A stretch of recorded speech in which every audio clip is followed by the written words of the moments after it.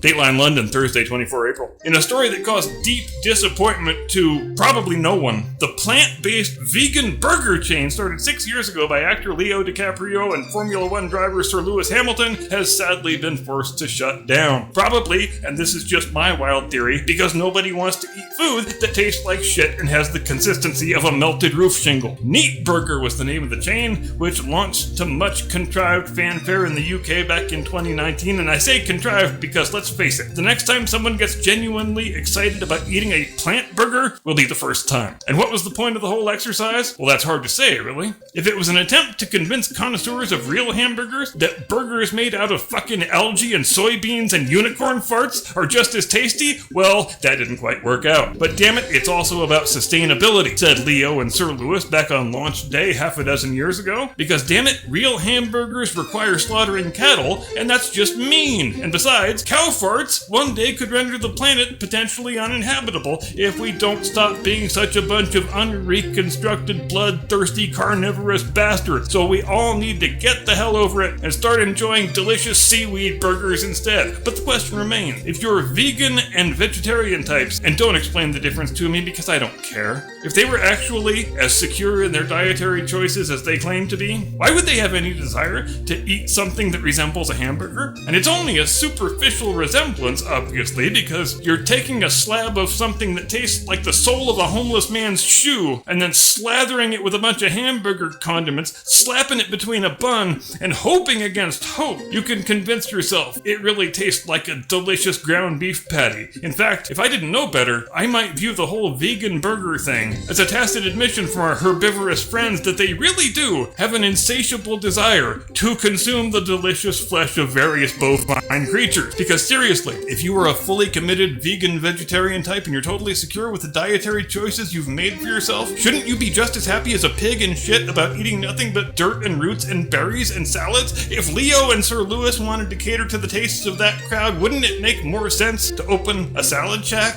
instead of a burger shack? But I guess our self-appointed celebrity overlords are mistaken in their biggest presumption, that through spending enough money and exerting enough political pressure and brute force industrialized shame, they can socially engineer everybody else in the world toward living and thinking and eating the way they think they ought to. Some might call it a disgusting display of class-based paternalism, just like when Klaus Schwab tells you to eat the bugs. Or we could call it a well-intentioned but ultimately doomed effort to save the planet and the human race from the insidious scourge of bovine flatulence. We report, you decide.